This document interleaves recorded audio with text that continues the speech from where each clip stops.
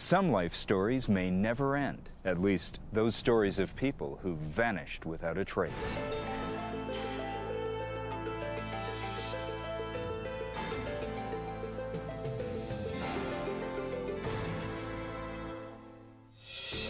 A Supreme Court justice hailed a New York City cab and rode off into oblivion. A man strapped $200,000 to his chest and disappeared into thin air. Was it the perfect crime? Or was it a foolish endeavor that cost a man his life? An outstanding humanitarian saved 100,000 Jews and then vanished. An explorer set off on the adventure of a lifetime and never returned. I'm still one who believes there's a possibility he could have made it. They're among the world's most baffling mysteries, the famous and the infamous who've disappeared without a trace, leaving behind only questions and riddles. What happened to hijacker D.B. Cooper, diplomat Raoul Wallenberg, Judge Crater, and climber George Mallory? Join us for Vanished. There are some lives that can be summed up by a question mark. They are the vanished, whereabouts unknown. One of the things that a mystery does is it invites speculation, it invites rumor, it invites possibilities and innuendos. And because it does that, it's endlessly fascinating. As soon as you know the answer, then it becomes mundane. In 1961, in New Guinea, 23-year-old Michael Rockefeller, son of then New York Governor Nelson Rockefeller, disappears into the jungle to research a primitive tribe called the Asmat and is never heard from again. The most intensive land-air search in South Pacific history is drawing to a close. When you have a disappearance like Rockefeller, I mean, it intertwines a number of things that captivate the imagination. Here's a famous person, the scion of a very wealthy family for whom all things should be golden, goes off to a strange part of the world, working with cannibals, and then disappears. I mean, that's a movie of the week right there. I mean, it's got everything. All you need is a love interest. Some of the vanished are clearly the victims of foul play. People like Teamsters President Jimmy Hoffa, whose mysterious disappearance in 1975 has never been resolved. Some people vanish simply because they want to. In December 1926, legendary mystery writer Agatha Christie disappears and becomes the subject of an exhaustive manhunt. 10 days later, she's found in a seaside hotel, checked in under an assumed name. She refuses to explain her disappearance. Why would somebody who's famous choose to try to not be famous? It's a way to tell us, you know what? You don't wish you were in my shoes. I wish I wasn't in my shoes. Then there are those who vanish because they have to. The world's deadliest terrorist, Ilich Sanchez, better known as Carlos the Jackal, successfully escapes capture for nearly 30 years. Klaus Barbie, the Butcher of Lyon, is able to hide in Bolivia for over a quarter century. And murderer Richard John Bingham, the 7th Earl of Lucan, remains missing to this day.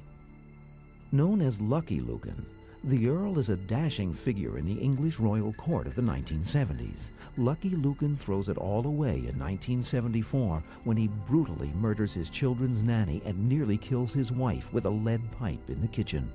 Lucky Lucan, dead or alive, has not been seen or heard from since. There are people that don't want the mystery solved. They don't want the answer because it's so enjoyable trying to think what might have happened. That's truly what makes it legend. That makes it folklore. The legend now is beyond the man or the woman. It's part of public culture. Nowhere is this more true than in the case of George Mallory, who climbed to the top of the world and then disappeared into thin air.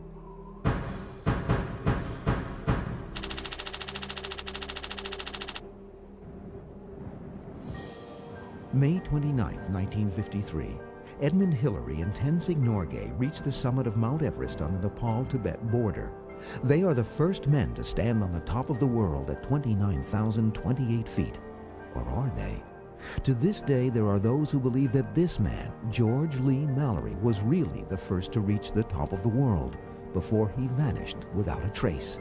and that he did it 3 decades before Hillary. Mallory was actually the first person to lay a foot on the mountain in 1921, and he saw the ridge, the North Ridge, going up to the summit, and he figured, this is it. This is a doable route. In 1921, George Mallory is a Cambridge-educated scholar, poet, bohemian, mountaineer, husband, and father, a Renaissance man of many talents and one true love. Her name is Everest. It kind of was his mountain, yeah, and it's always been his mountain ever since. Mallory is the only man to climb in each of the first 3 expeditions to Mount Everest sponsored by Britain's Royal Geographical Society. He surveys the route in 1921 and 1922, and then in 1924, Mallory returns to the mountain with one goal in mind: reach the summit at all cost. From base camp in the Rongbuk Valley, the 1924 expedition takes 2 months to establish a series of camps along the North Ridge of Everest, working their way up from 18,000 to 26,000 feet. Once you go above 18,000 feet, your body begins to deteriorate, no matter what kind of physical condition you might be in. Above 26,000 feet, that's when you're in what is called the death zone. Real deterioration begins to set in.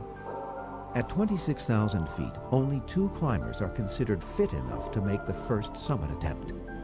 Mallory and 22-year-old Andy Irvine leave climber Noel Odell behind at Camp 5 to establish Camp 6 at 28,000 feet.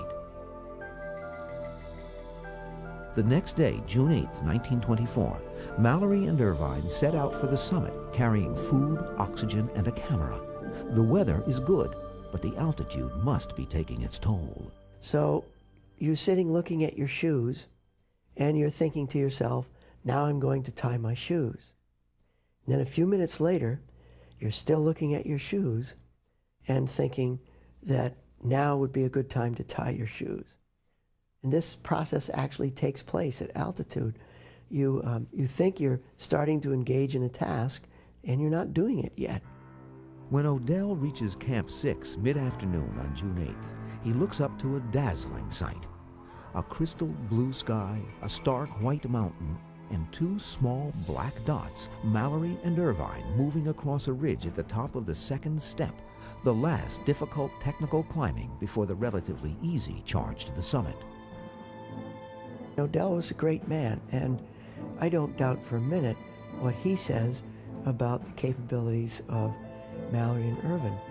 He believed strongly that they had the potential for going on, and he saw them moving upward. But very quickly, the weather turns very bad, and Mallory and Irvine disappear into the clouds. They will never be seen alive again. 3 days later, on June 11th, 1924, the expedition cables home in code. Mallory, Irvine dead, remainder returning. A rock cairn is erected in honor of the climbers. But where are their bodies? And if they died, was it on the way up or on the way down? The mystery persists for more than 50 years. Then, in 1975, a Chinese climber spots a dead Englishman in 1920s clothing on the north side of Everest. It must be Mallory or Irvine. When I heard that, I said, holy mackerel.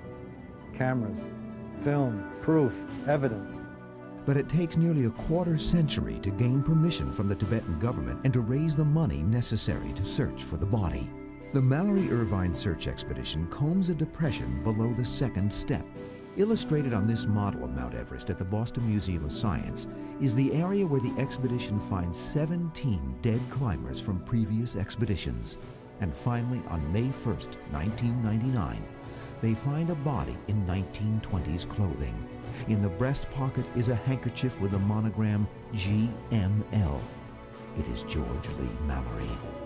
When I heard his body had been discovered, my first feeling was one of sort of shock and surprise, and second, a certain amount of excitement, and also a little, there was a creepiness to it, you know. Here's this body that's been there for 75 years.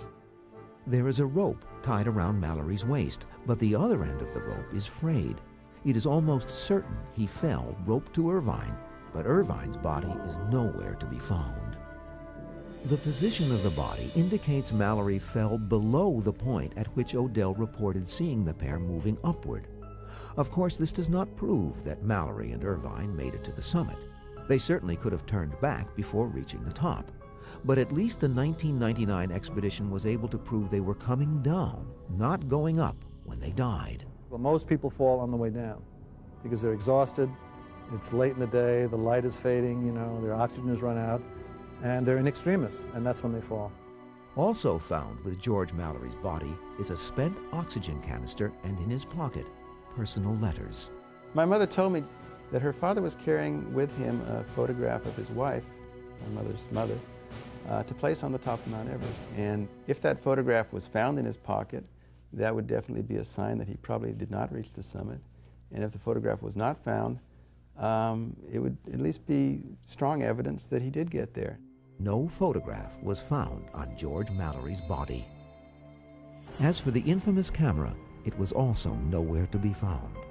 But it is likely that Irvine, the more mechanically inclined of the two, would have been the one to carry the one piece of equipment that could once and for all solve the mystery of Mallory and Irvine. Scientists at Kodak feel that if they find the film and it wasn't exposed to light during the fall, that there would be printable images. That's what makes it so exciting. It's not just, some airy theory, but we could still find out. I think the evidence that's come in, if anything, makes it appear more likely that he got to the top. But I'm not sure this is a question that's going to be answered. I still am a person who believes that he had the capability of making it to the summit and was the kind of person who would have kept going on to get to the summit. It was a very strong part of what he wanted to accomplish, and I think he could have done it.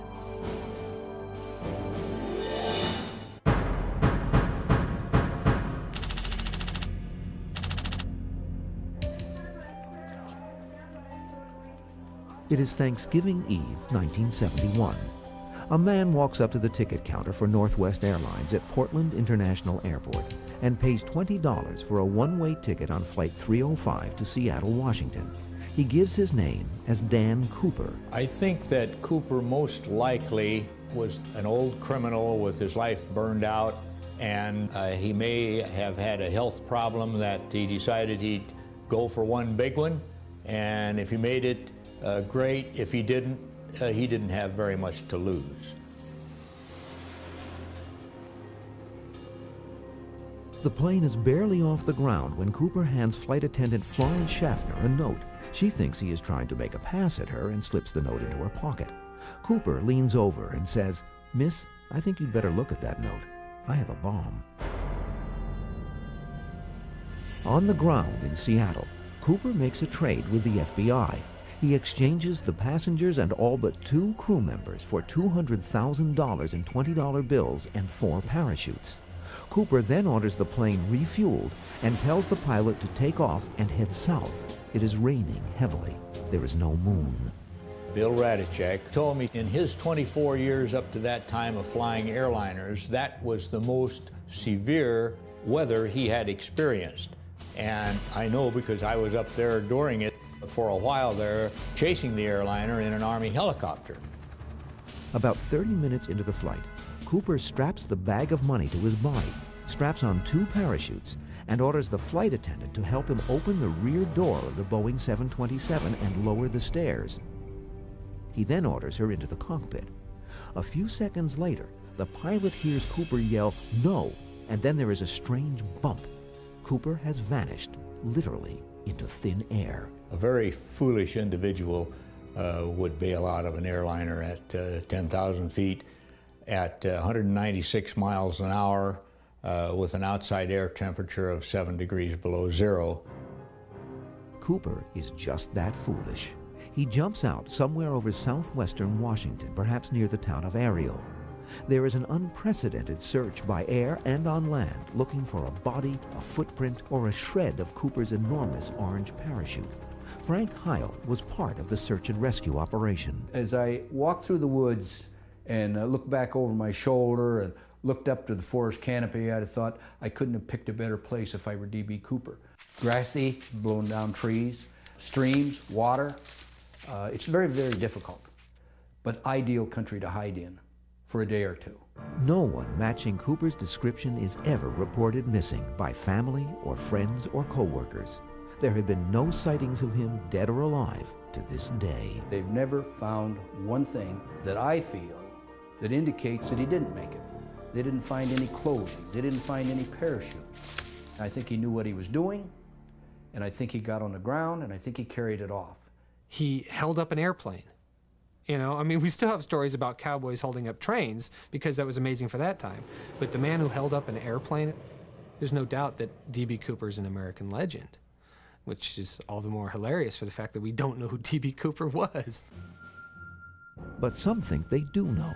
5 months after the D.B. Cooper skyjacking on April 7, 1972, another Boeing 727 is skyjacked en route from Denver, Colorado to Los Angeles, California. The skyjacker fits the description of D.B. Cooper and makes eerily similar demands, even though no details of Cooper's case have been released to the public. But this skyjacker is different in 3 important ways. He demands and gets more money, $500,000. He bails out over a level field near Provo, Utah. And on a tip, FBI agents identify the skyjacker as Richard Floyd McCoy.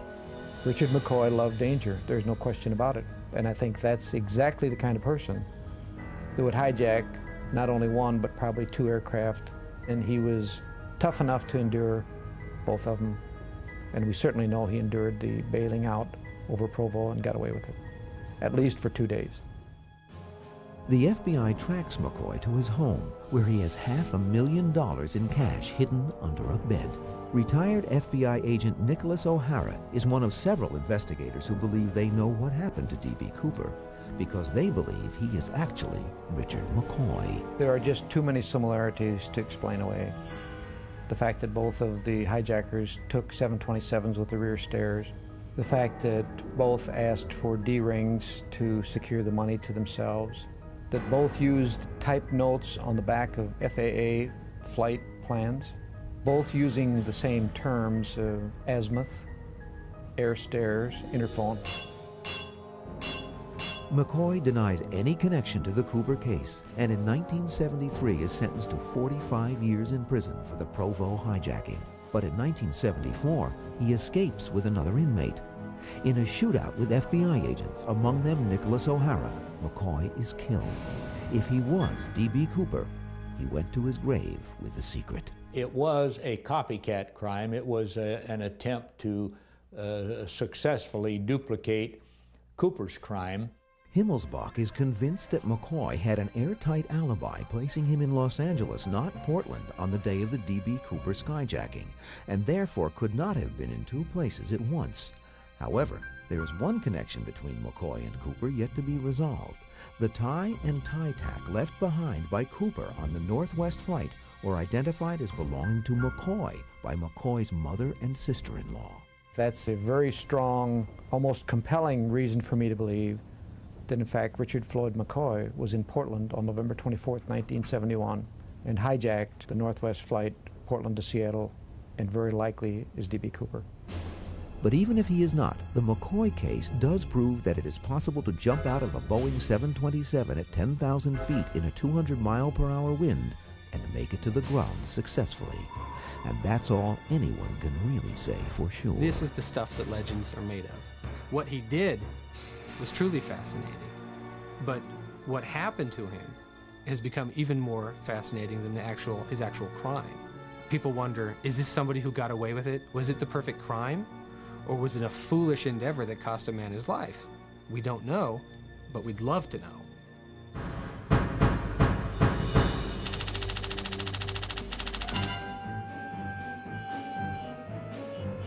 New York City is hot and muggy on the night of August 6, 1930. Newly appointed New York Supreme Court Justice Joseph Force Crater, age 41, meets friends for dinner at the Billy Haas restaurant on West 45th Street. Crater, who is known as Good Time Joe, excuses himself around 9:15 p.m., saying he has plans to go to the theater. He hails a cab, gets inside, and rides off into oblivion. He was tall, he was a little odd looking, he had a small head on a comparatively tall body, and a small neck. And the one thing everybody knew, if we ever found the body, we know it's him.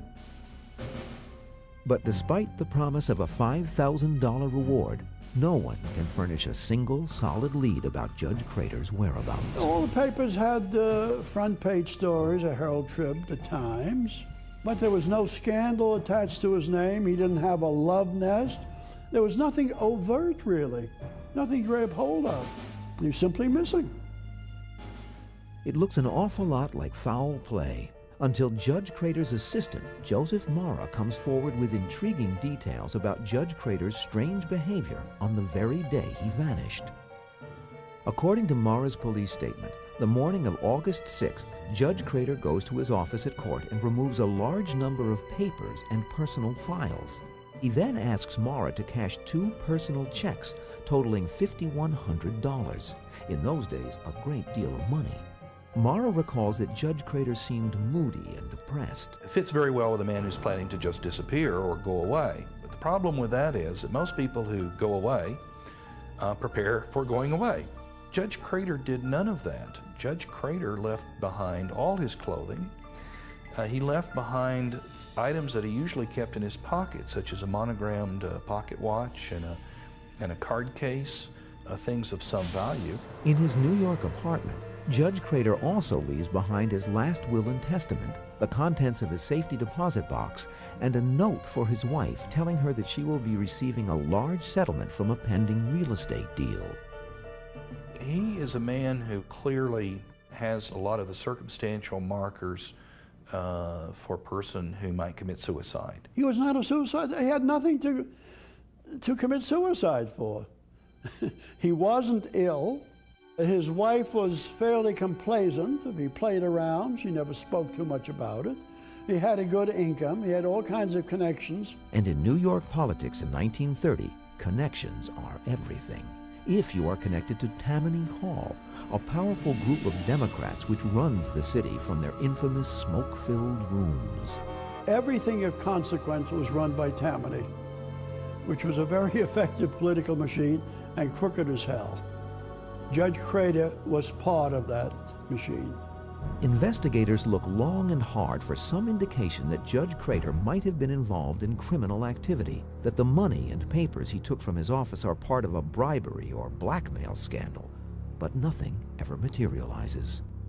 Instead, Judge Crater's disappearance becomes part of American folklore. Groucho Marx ends his nightclub routines with the tagline, "I gotta step out and look for Judge Crater."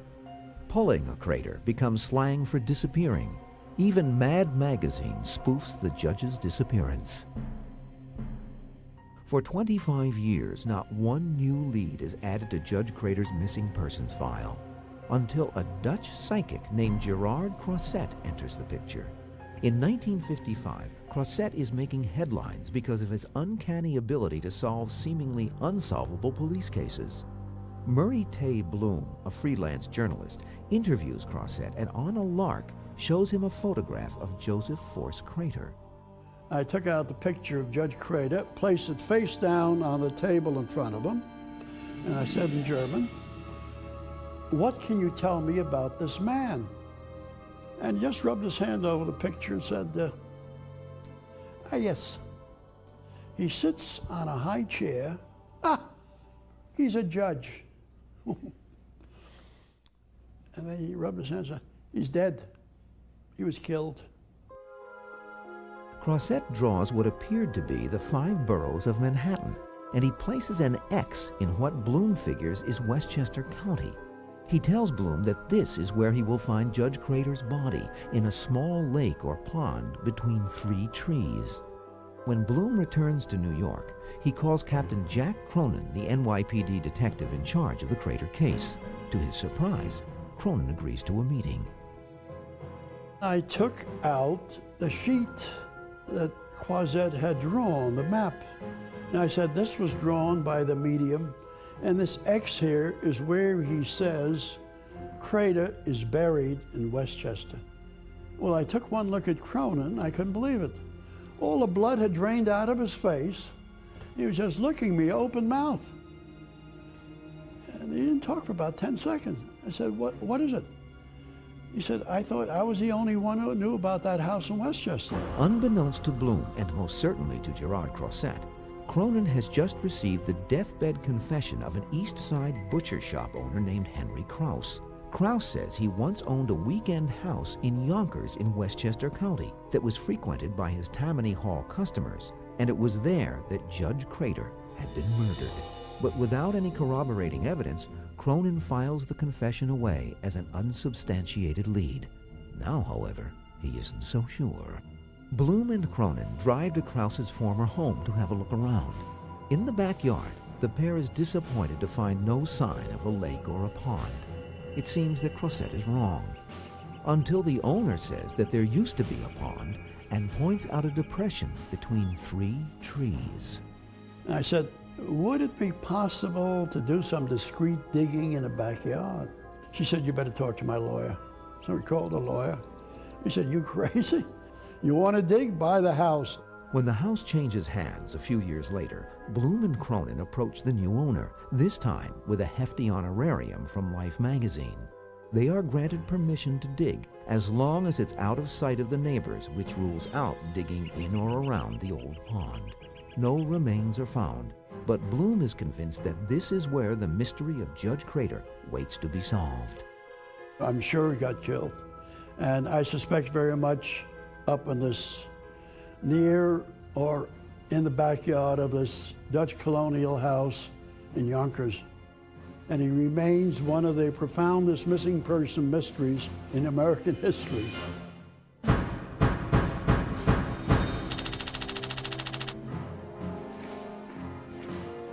It is June 1944, Budapest, Hungary. The German military can see that the end is near, and the Nazi killing machine, the final solution, is in high gear. Per Unger, Swedish ambassador to Hungary, knows the more than 100,000 Jews living there will most certainly be sent to their deaths. He notifies his government that he needs help, money, and manpower to save them. The Swedish government agrees and sends Raoul Wallenberg. Who is Raoul Wallenberg?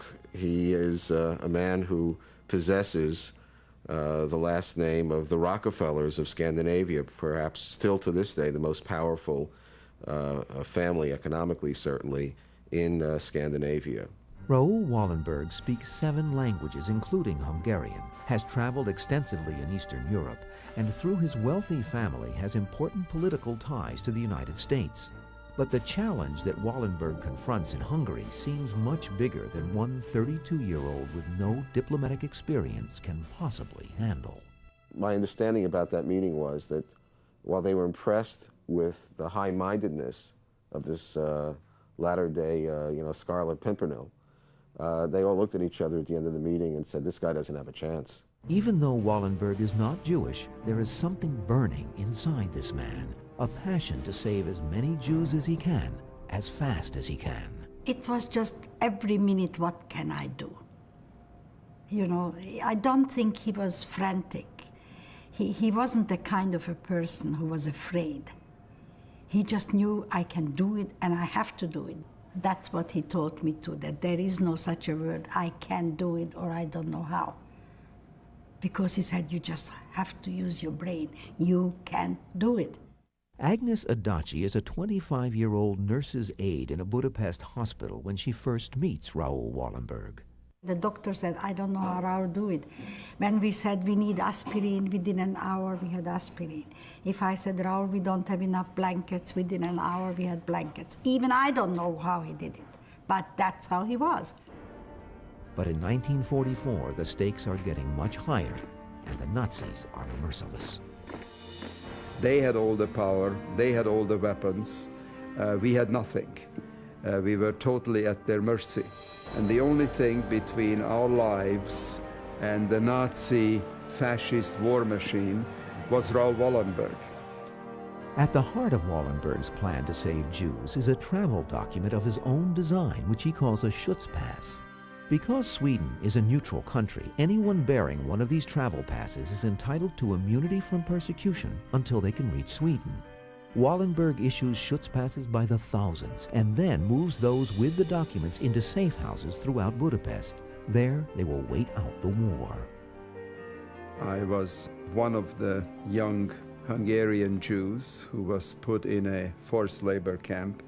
I escaped from there and made my way back to the Hungarian capital of Budapest, where these Wallenberg created magical places saved the lives of vast numbers of people, myself being one of them. He was a hands-on savior.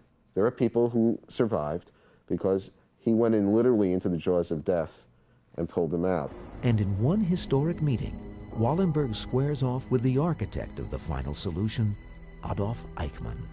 You have to understand also that everyone knew the war was soon going to be over. That's a very important backdrop to this entire story.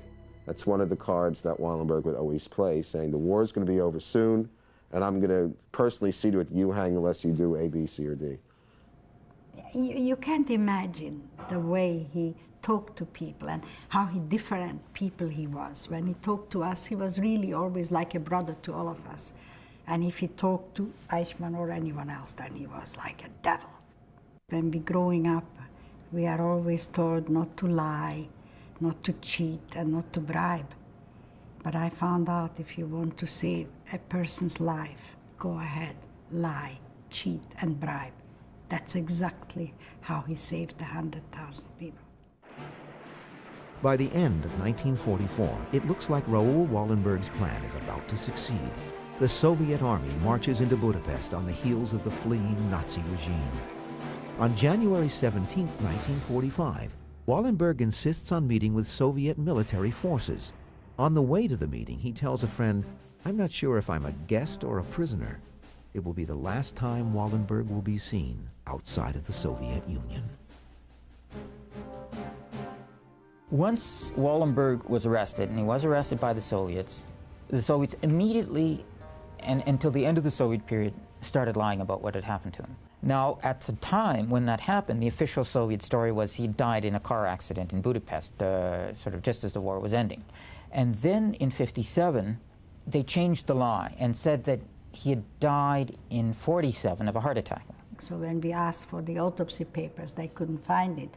So we said, could we talk to the doctor? And they said, the doctor is dead. So we knew it's a lie. Another official Soviet document has Wallenberg dying in 1956 in either Lefortovo or Butyrka prison, this time from poisoning. What you're dealing with is a series of bureaucracies where the information is accumulated by the security service and kept in the security files, and the automatic instinct, even in democratic countries, is to keep these files secret. And the result is that there is no, and there never has been any, systematic research into the fate of Wallenberg. There's people like myself who are trying to knock at the doors and to get in, but nobody has got in, and that's the problem. Suspicion that all these stories, the crash, the heart attack, the poisoning, are false, is bolstered by the dozens of former prisoners who have come forward over the years with claims that they have seen Raoul Wallenberg alive, one as recently as 1989.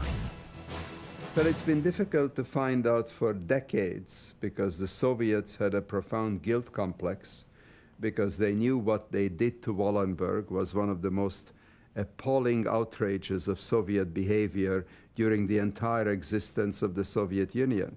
Here was a humanitarian whose sole purpose was to save lives, and they arrested him, presumably tortured him, kept him in prison for God knows how long. After persistent rumors in the early 1990s that Raoul Wallenberg was sighted in Kazan Mental Hospital in Tatarstan, a Swedish-Russian working group led by Wallenberg's sister and brother-in-law requests inmate records for all psychiatric institutions in Russia. The Russian Psychiatric Association opens all mental institution records except the ones for Kazan Mental Hospital. This leads many people to believe that Wallenberg could very well still be alive, the last victim of the Cold War. If he were alive today, he would, A, be quite elderly, and B, probably be in no fit mental state. He may not himself even know who he is. But that remains a possibility. How in the world, after he did so much to save so many, can we do so little to save just this one person? It's a disgrace that so little has been done for so long. At the end of the day, this is the story of a tragedy of a great human being. And I feel that we all failed him. We didn't live up to the same incredible measure that he set for humanity.